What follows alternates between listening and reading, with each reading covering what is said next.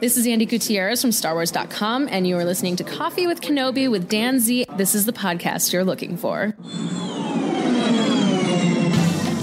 This is James Arnold Taylor, and you're listening to Coffee with Kenobi. I have a good feeling about this.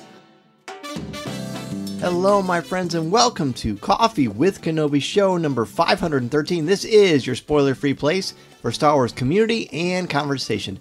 I'm your host, Dan Zare, thrilled to be talking Star Wars with each and every one of you. You can support Coffee with Kenobi by following the show on Twitter, Facebook, Instagram, Pinterest, and TikTok, and subscribing to the YouTube channel. Help spread the word by tweeting that you're listening, share it on Facebook, or invite your friends and family to tune in and share a cup of coffee with us.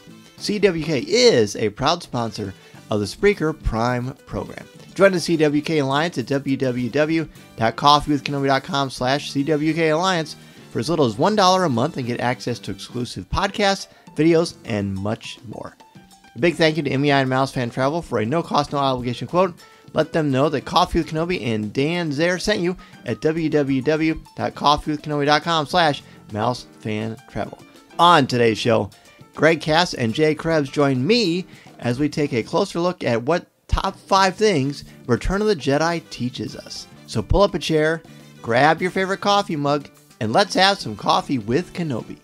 Joining us today for a cup of coffee to talk about the top 5 things we have learned or we can learn from Return of the Jedi is one returning guest and one new guest to Coffee with Kenobi. First, we'll bring in returning guest from Podcast Stardust, Jay Krebs. Hello, it's so great to be back on Coffee with Kenobi again. Dan, thank you so much for inviting me, and I'm so looking forward to this.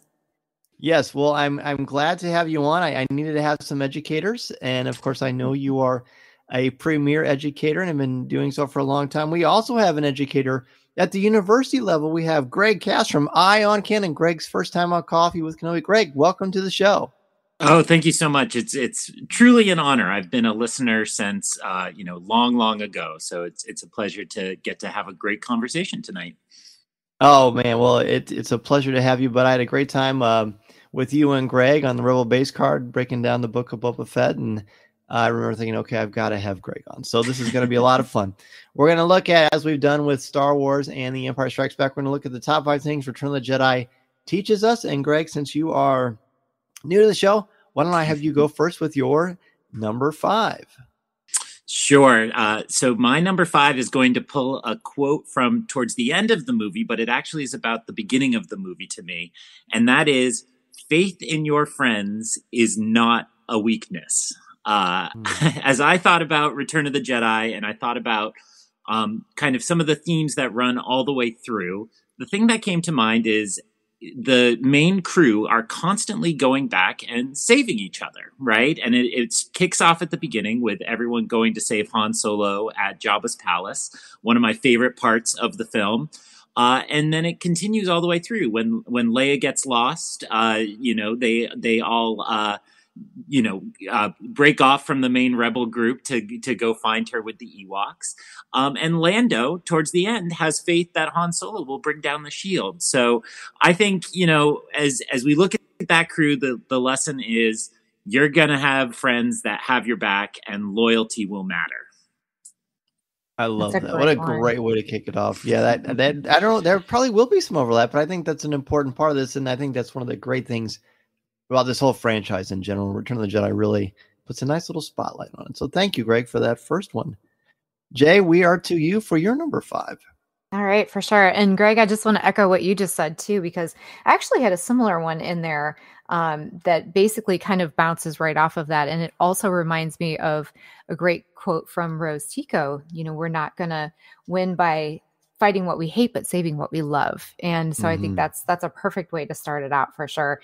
So, Return of the Jedi has just been, for me, I think when I first came of age at the age of 13, and really started to appreciate some of the themes that were in Star Wars. And I really feel that I've come to appreciate so much more just as I've gotten older. And we won't say how old I am, but, we'll leave that to the guesswork. But, it's evolved so much, but there's still one that always sticks with me so much. And it's Obi-Wan's, "So what I told you was true from a certain point of view," right? So, here we have Luke basically admonishing Obi-Wan for what he said. And he said, but, your father was seduced by the dark side of the Force. He ceased to be Anakin Skywalker and became Darth Vader. And when that happened, the good man who was your father was destroyed. So one of the things that I pull out of this when Obi-Wan says, you'll find that many of the truths we cling to depend greatly on our point of view, is just the idea that, not necessarily to be distrusting, but just to question things. Don't take everything at face value. Peel back the layers, see what's inside. And, especially in the day right now of social media, I try to tell my students this as well. There's so many things out there on social media, and what can you believe? What is true? What is being put at you from a certain point of view? And I also think that it can mean, just never lose the ability to ask questions, namely why? And, I think that point of view thing is just, it can be taken in so many different ways. And, that's just one of the ways that it speaks to me. I love that. I love that so much. There's, I think yours kind of ties into my number 5, although it be from a little bit of a different perspective. And we talked about this before we actually started doing the show, that there may be some overlap because there's some very powerful themes here that you can't but help gravitate towards. And for me, my number 5 is simply community. At the end of Return of the Jedi, there's the great scene, the great snapshot that we know so well of everyone standing in front of this, there's the fire in the background, there's a celebration, all this stuff, and Lando and Ewoks, and everyone's dancing and clapping and they're hugging, and you've got Force ghosts in the vicinity, basically all kinds of different species and personalities and points of view. But at the end of the day, they all work together for a common goal, and they form a community. Yes, it's in this story, it is to defeat the Empire and create, a free world or worlds throughout the galaxy. But really, it's about them coming together. This doesn't happen without the Ewoks. Say what you will about the Ewoks. If you don't have the Ewoks' help, you're not going to defeat the Empire. That's huge. And the reason that happens is because Leia, who's a diplomat, also is incredibly empathetic, and she connects with Wicket and the other Ewoks, and shows them it doesn't matter that we look differently or that we act differently or that you're covered in fur and I'm not. What matters is that we both are kind. We both care about people. We both fight for our people. We have much more in common than we do differently. And I feel like this movie in particular in the original trilogy really showcases. That's why it's an alliance. That's why it's a Rebel Alliance. Just like the CWK Alliance, like we come together to celebrate love or passion for something. For the CWK Alliance, it's Star Wars.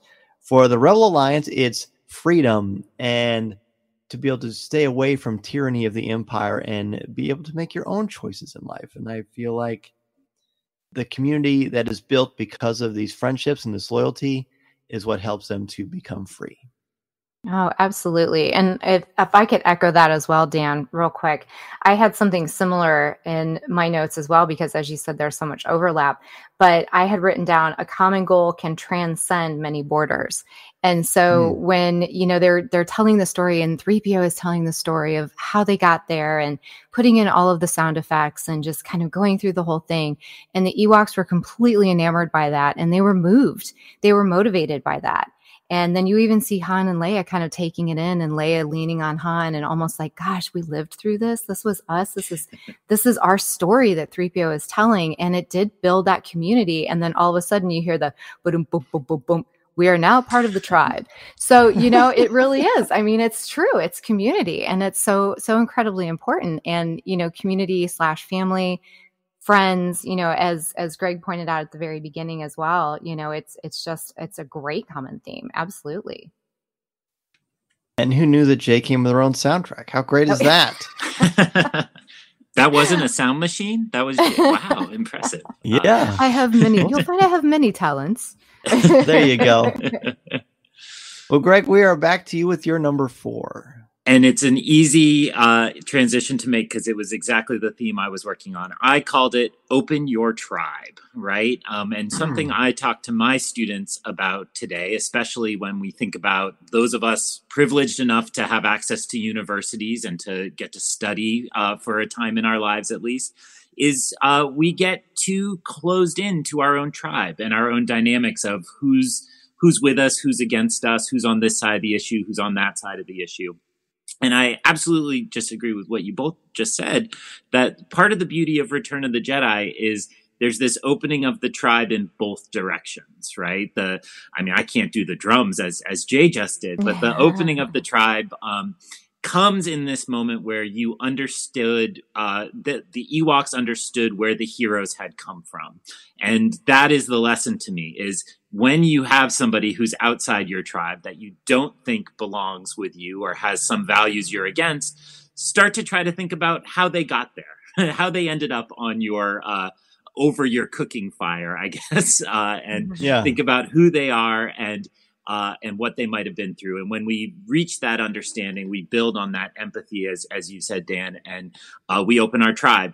And at the same time, you have Han Solo undergoing the opposite side of that, which is totally dismissive, to the point where he said, when the Ewok scares the scout troopers away or draws them away, he says, not too bad, right? He finally comes to respect his tribe, and now there's this exchange going in both directions. So a real lesson for 2022 America, I feel like, is open your tribe.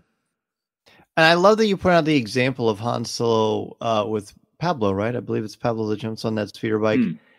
And that's like a fun little throwaway line that adds a little interesting little twist. But yeah, I think it's pretty impactful. That shows even Han's a part of this, which is important because he's part of the tribe too. Love that. For sure. Okay, Jay, we're back to you with number 4. Oh gosh, this is so difficult because I have so many different ways that I could go with this, and I'm trying to save my favorite for the end, and hopefully it'll still be there. So I'm going to go next with Luke and Leia on Endor in the Ewok village. As they're on the bridge. There's a lot of bridge scenes in this movie, if we think about it. And basically, Luke is telling Leia that they are brother and sister, just to kind of put it all together. And he says, the Force is strong in my family. My father has it, I have it, and my sister has it. And before that, though, he's talking to Leia and she says, you have a power I don't understand and could never have. And he says, no, you're wrong. You have that power too. And in time, you'll learn to use it as I have.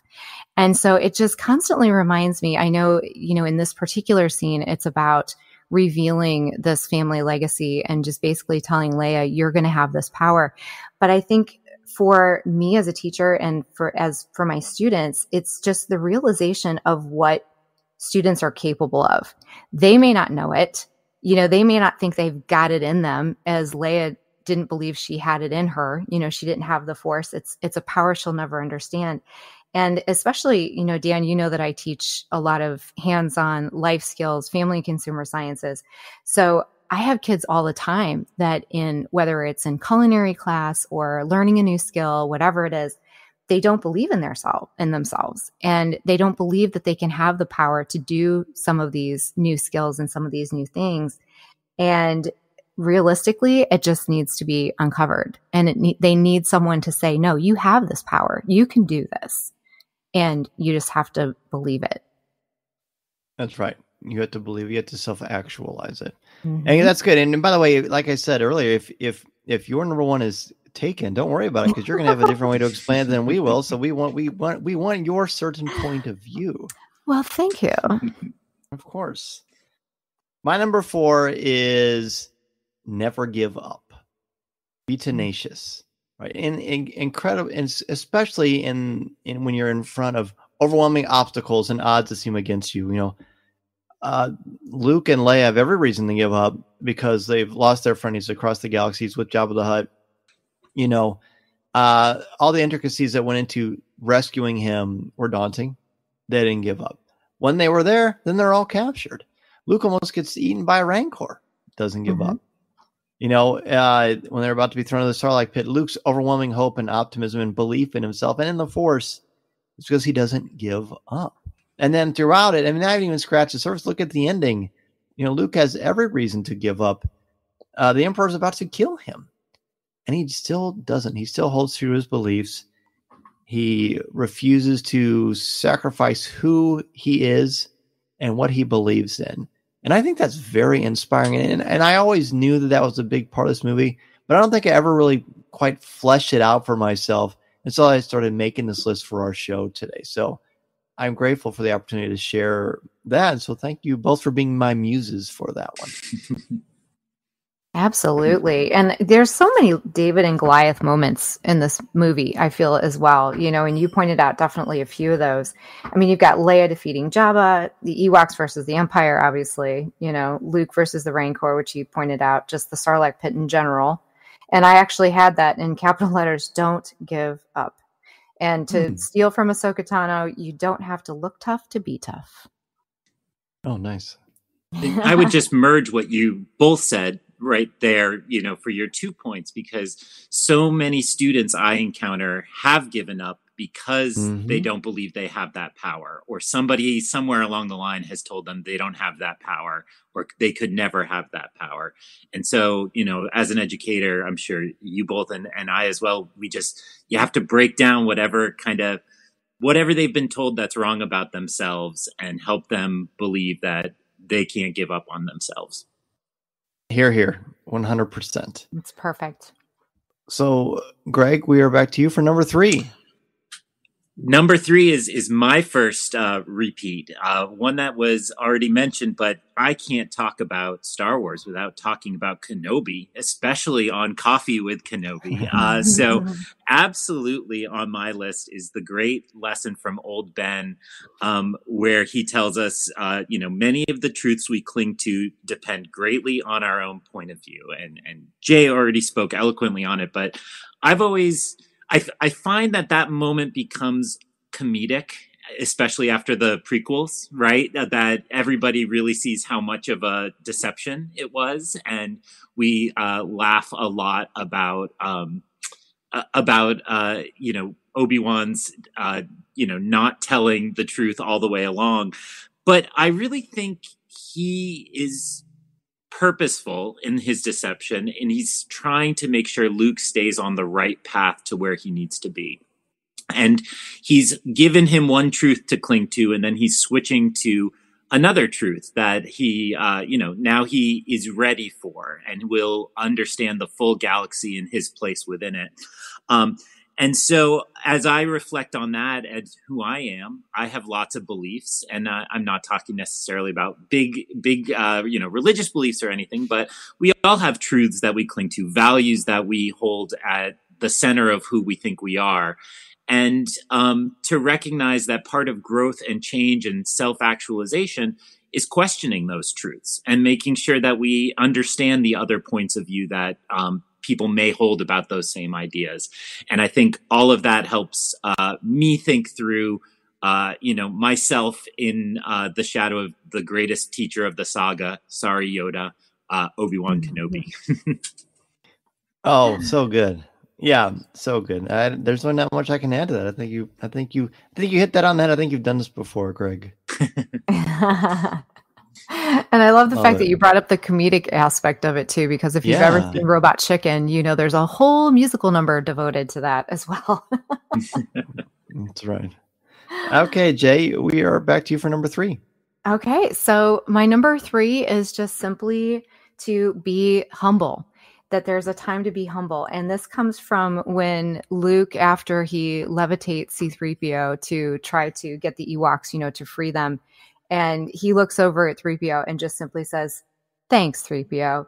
And 3PO says, "I never knew I had it in me," And so to me, it's just saying, sometimes, it's great to be able to take credit for things. And it's great to be able to say, yes, I did this. This was me.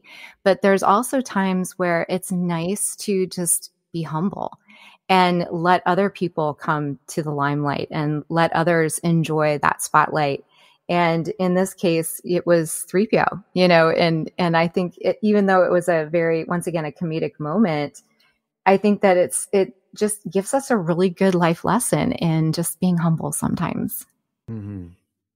Absolutely. I feel like Luke's humility is what helps him to kind of get out of his own way and be a Jedi too. Absolutely. My number 3 is specifically, I guess, it's related to a lot of characters now that I think about it. But my number 3 is new beginnings. It's very, very easy to pigeonhole someone into a mistake. or created as a character flaw or a personality quirk that is forever, a part of them. I feel like that's a slippery slope. And I think the right way to do it, my way that I do it, at least in my family, is we subscribe to forgiveness and new beginnings. It'd be very, very easy for Han Solo when he comes out of carbonation because he's a soda pop, because he comes out of Han Soda. Han Soda, there you go. I like Coke Zero, but Han Soda is pretty good too. So when he comes out of carbonite, he could be the same guy, but that's impossible because he's rebaptized, right, into a new person. He has thought and become a brand new person. He's different. He's got a new outlook on life. I feel like it's obviously true for Darth Vader. That's the easy one. I'll get to that later in my list. But I want to really focus on Lando Calrissian. At the end of The Empire Strikes Back, Billy D. Williams has said forever, why did you betray Han Solo? That's the number one thing that fans still ask Billy D. Williams. The number one thing. His characters could have done that too. Yes, Charles Soule's Star Wars run is addressed this in many ways. We'll just stick to the movies for this one. Lando gave up Han Solo to try to save himself, thinking he would save Chewie and Leia. But obviously we know that did not work out, and a major piece of cinema history was born. So it's been a year between Empire and Jedi in the timeline, and they've given Lando a new chance so much that he's a general.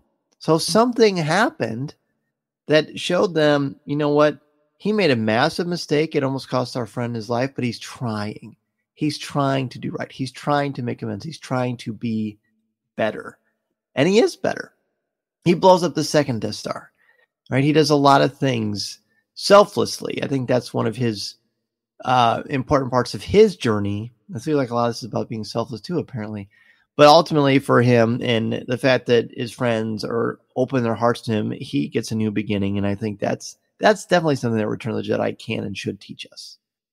Oh my goodness, absolutely. That's so relatable. And I think a lot of that too is so substantial because you're right. We often focus on people could do 1,000 things right, but we tend to focus on the one thing that they do wrong. And I know that we even do that as educators, that we'll beat ourselves up for the one thing that didn't go right that day. Or I just think that's human nature. And so having that fresh start every day is absolutely amazing. That's a great one. I love it.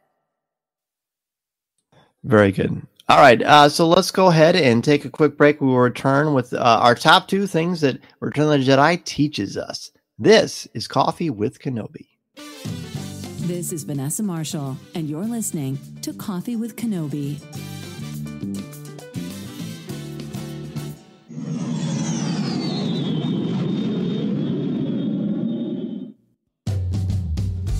We are back talking about the top 5 things Return of the Jedi teaches us. And Greg, we are back to you.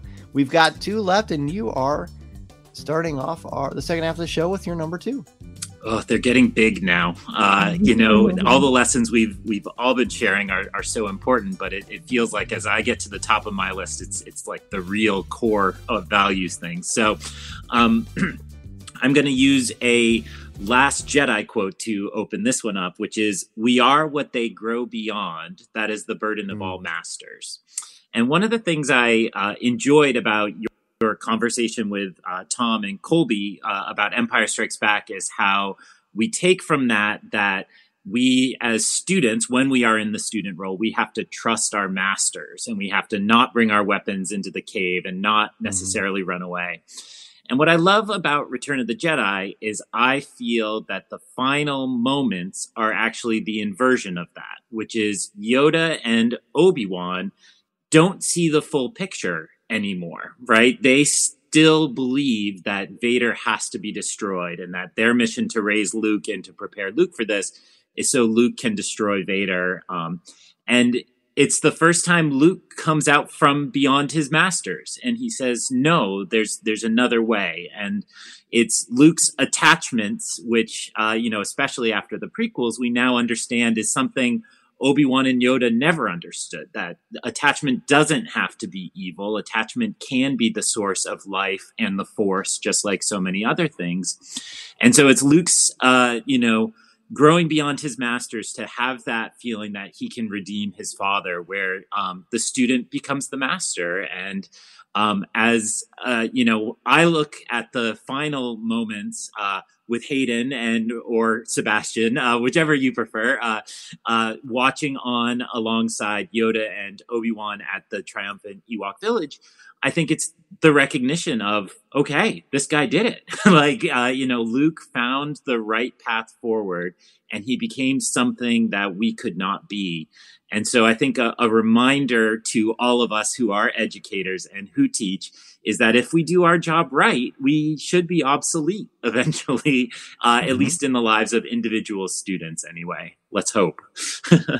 Yes. No, that's super true. Super true. Beautiful. If you're trying to audition for the Last Jedi show, I think you nailed it. That's awesome. Yeah, there's a lot I could say there, but I'm going to save that. But that's so good, Greg. Well, you definitely saved a top one for your number 2. Jay, pressure's on, my friend. What is your number 2? Well, okay, so I'm saving because a lot of what Greg just said kind of ties into my number 1. So I'm going to be saving that one. So my number 2, once again, kind of bounces off of what you and Tom and Colby said last episode as well, Dan, in Empire Strikes Back. You said that there was a poster in your classroom or in your school that, and I'm probably going to butcher this, so I'm going to apologize right now, that says, don't let a temporary emotion lead to a permanent decision. Did I quote that correctly? That's correct. Yeah. Okay, perfect. So that for me is exactly what Luke is doing in basically the third act of this entire movie, is that he is trying to stay true to himself, even when the Emperor is trying to goad him into, I feel your anger, take your weapon, strike me down, all of those things. And Luke he wants to do it. And he even looks at his saber and then he says, no. And he calms himself and he turns back to the window. And then, finally he says, no, I'm a Jedi, like my father before me. So he was able to put things into perspective. He was able to, engage his frontal lobe, I guess you could say, and make some good rational decisions, but he did not allow his emotions to completely rule him. And it was because also, Greg, kind of bouncing off what you just said as well, with his attachment to his friends and his father and all of that enabled him to keep his emotions in check as well. So so that's my number 2 for me. Oh, I love it. Well, that's your number 2. I can't wait to hear what your number 1's going to be. All right. Nicely done. Nicely done. You. Sure. My number 2 is simply forgiveness.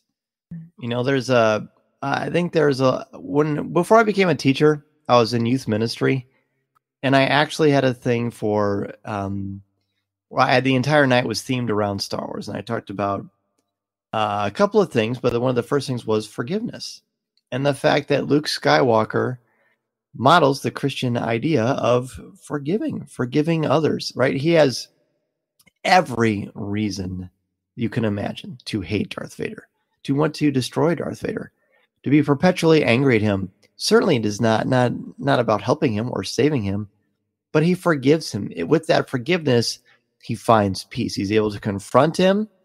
He even turns himself over to the Empire when Vader takes even though we know it's going to happen, when Vader turns on Luke's lightsaber on that little bridge off of the AT-AT, you can't help but jump because it's just so startling. I see you've constructed a new lightsaber, right? All these telltale signs, what Luke saw with what happened to Obi-Wan Kenobi in A New Hope. But, we know the list, of course. But he forgives. Leia forgives Han for all of his frustrating transgressions. Han Solo forgives himself for being so selfish for such a very, very long time. And finally, he's thinking about other people consistently and openly, right? There's a lot of great stuff there with the power of forgiveness. And I think it's really, really important, especially as a Christian and a Catholic myself. So forgiveness is my number 2. That's perfect. And only through forgiveness can you have redemption. And that's the bottom line of everything that's happening in this movie as it comes to its conclusion. That's beautiful. Absolutely. Very good. All right. Well then, Greg, your top thing the Return of the Jedi teaches us. Take it away, my friend. Jay just predicted it. It was beautiful. Ooh. We're doing Johnny Carson with the envelope on his forehead, I think, because mine is no one is beyond redemption. When I am not as good about attending church as I should, but one of the little phrases I always took from the prayers at my church was, hold fast to that which is good. And when I look at the last act of Return of the Jedi, which for me is as good as Star Wars gets in so many ways, it just feels to me like Luke is holding fast to the good that he knows is in Darth Vader and is in his father.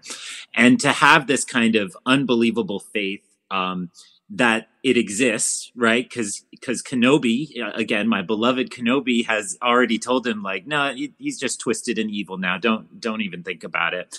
But Luke holds fast to that which is good and is so determined to find that redemption for Darth Vader.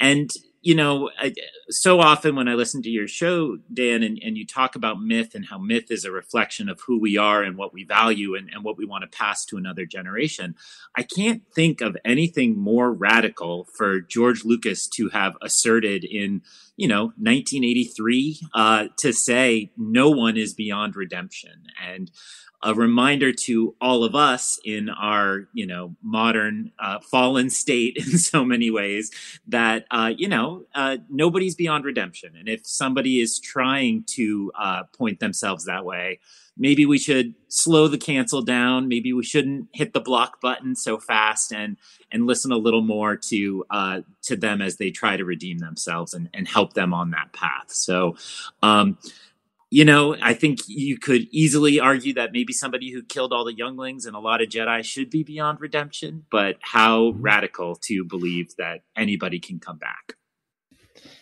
It's probably the most powerful theme in all of Star Wars. And it's obviously, if it wasn't difficult, there wouldn't be such a great triumph when it actually happens. Mm-hmm. So that's great. Great that's number one, Greg. Jay, what about you? Well, mine kind of springboards off of that as well. And so honestly, this has become my favorite scene in all of Star Wars, the entire saga. And when I was a kid, it was a scene that I glossed over because I was so enamored with, Leia overcoming Jabba and, all of the action and everything else. And it's the bridge scene, that we've referenced a few times already when Luke goes to give himself up to Vader. And for me, it is definitely part of that redemption, but it's also part of one of the classes that I teach is called personal wellness. And so it takes a look at who we are from the inside out and trying to work on those things. And some of it's based on the 7 habits, but, a lot of it is also working on our personal self-esteem and also just being empathetic to others. And, that old phrase, be kind, for everyone you meet is fighting a hard battle. So for Luke, the moment that he steps off of that elevator, his gaze is unwavering, as he's looking at Vader. And it's almost like, you could almost look at it and say, is this pity? Is that like, what is this? But it's the glance that knows. And there's a whole unit that I do on self-esteem and removing the masks we wear, and revealing who we really are underneath. And I can't recite the whole poem, nor do we have time, but part of it says, the glance that knows, the glance is precisely my salvation. If it's followed by acceptance, if it's followed by love, it's the only thing that can save me from myself. And that's exactly what Luke is doing to Vader / Anakin here, because he's telling him, Father, he calls him Father. And then Vader says, oh, so you've accepted the truth. And Luke says, I've accepted the truth that you were once Anakin Skywalker, my father. And of course, Vader completely rejects that. That name no longer has any meaning for me. And he says, it's your true self. You've only just forgotten. So it's like there's this prison that Vader is in and he's been in and, partially self-made, obviously, turning to the dark side. And even when he says that to Luke and he says, you don't know the power of the dark side, it's not a threat. It's almost a plea. I must obey my master. And it's almost like he's saying, save me. You know, I'm in here. Please, please save me. And eventually he does. And at the end, what does he do? he removes the mask and he's able to see his father for who he truly is. So I just think that that is such an amazing message for all of us, that no matter what we see on the outside, there's that conflict within, and we all have it. Some of us do a better job of getting through it than others, but some of us, we need a little help. We need the glance that knows. We need that person to call us out, on our BS or whatever you want to call it, and say, you know what? I know who the real you is, and we're going to do something about this. And he does.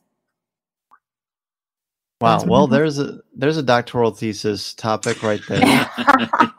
At least Jay, one. that was amazing. That was amazing. Thank amazing. you. Well, I had never thought of Vader's tone in that to reflect what you're talking about. Well, that's great. You taught me about Return of the Jedi. I love it. Oh, I'm teaching the teacher. That's saying a lot, Dan. Wow. Thank you. No, it's true. I just wanted to echo just those quiet moments in the middle of the movie. The way you said it, like, you don't appreciate them, I think, when you approach this when you're younger. To me, those are the moments when I was struggling to stay awake, when it was on USA Network, that once a year, that quiet part in the middle. But especially with what you just said, I don't think I'll ever kind of zone out during the quiet parts again. I'll stay locked in and hearing that emotion. So very nicely said. Oh, thank you. Well, that's going to be hard to follow the both of you. So I will try to add a little bit more to what you both said. But number one for me is, of course, redemption as well. Like Greg mentioned, like Jay, you talked about. So yeah, forgiveness is my number two. But with forgiveness comes redemption. The ultimate love, the ultimate sacrifice is the son lays down his life for his loved ones. It doesn't get more Christian than that. It's just a fact. It's just an actual fact. Whether you believe in God or you don't, from a literary perspective, that is a very powerful motif. The idea of redemption, the self-sacrifice. Man has no greater love than lay down his life. Right? And that's Luke is willing to do that. He refuses to take out his weapon, refuses to use violence. The myth of redemptive violence does not exist for Luke Skywalker in this movie. He's not going to do it. And Vader, after 19 years of incredible denial, the likes of which we can't possibly fathom, decides to get rid of this man who was been horrible to him, and he finally faces not only his outer demon, but the demon within himself, and metaphorically tosses that demon over the precipice and finds redemption, and he turns back to the light side. I just don't think you'll find anything more beautiful than that. But I would be disingenuous for me to say when I watched this movie when I was a kid, or even in my early 20s, that it had that effect for me. I've heard a lot of people say that's the most powerful moment in all of Star Wars or cinema, and I'm glad that grabs you like that. It did not grab me like that until I was an adult, and until I was older, and I could really look back at it without I want more action, and I like this John Williams song. And when that one part comes on, the Return of the Jedi, I'm going to jump off my bed. I'm going to think it's a diving board and flip like Luke Skywalker and catch my lightsaber. Right? Once I understood more about what was really being said by Richard Marquand and George Lucas and the creatives behind Return of the Jedi, I was really able to realize what a powerful Christian symbol is here with redemption.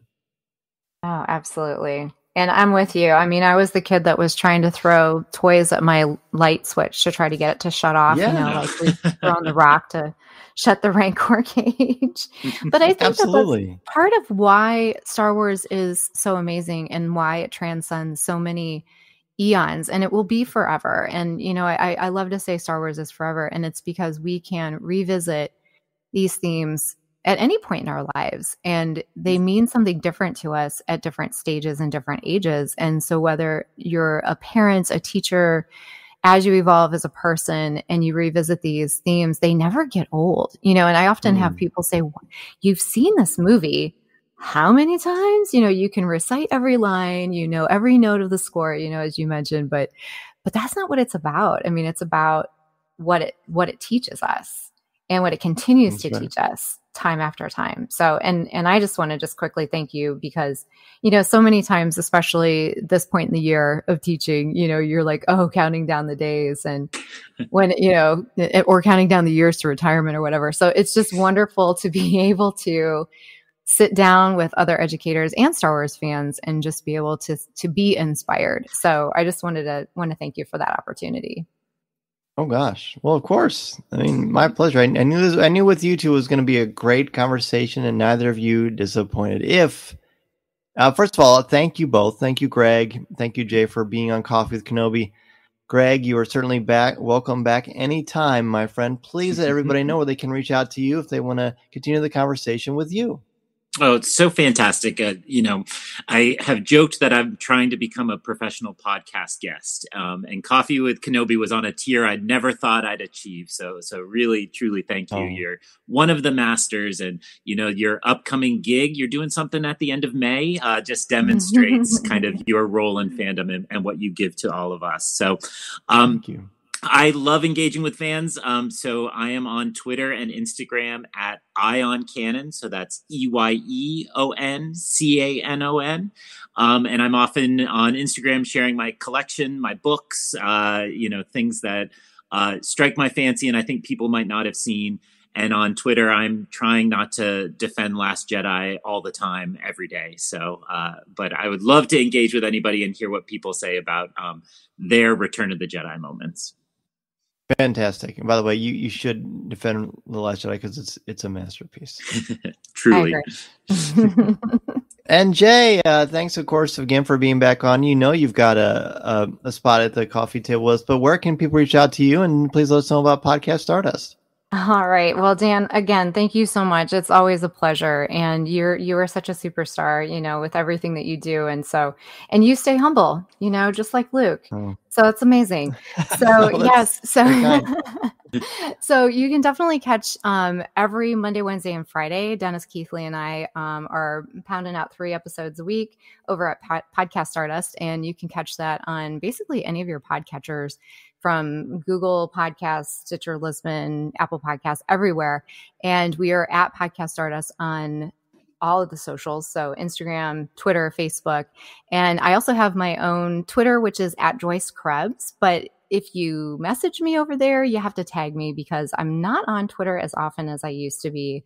I usually use my Instagram, and actually I use my cosplay Instagram as my main, which is at j.snipscosplay.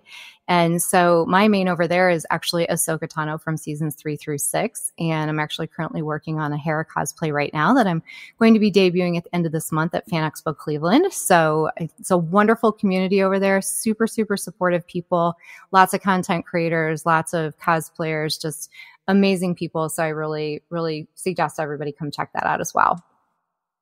And you are seriously among the best cosplayers I've ever seen. So definitely follow Jay's Instagram for sure. Oh my gosh. Thank you so much. I appreciate that so much.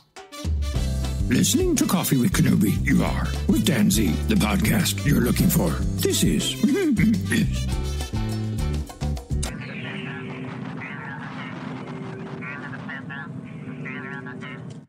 A big thank you to Jay and Greg for joining me today to talk about the top 5 things that inspire us, that teach us, that inform us about more about ourselves and our culture, our lives. I mean, that's kind of the fun part of mythology, isn't it? Looking at these stories and what the hidden messages are, or not even if they're hidden messages, just kind of the big ideas that really stand out and make these stories last a test of time. MEI and Mouse Fan Travel is a place to go for your no-cost, no-obligation quote. They can help you plan your magical vacation to the Galactic Star Cruiser, Galaxy's Edge, the theme parks, the cruise lines, Star Wars Celebration, and anywhere else literally that you want to go on vacation.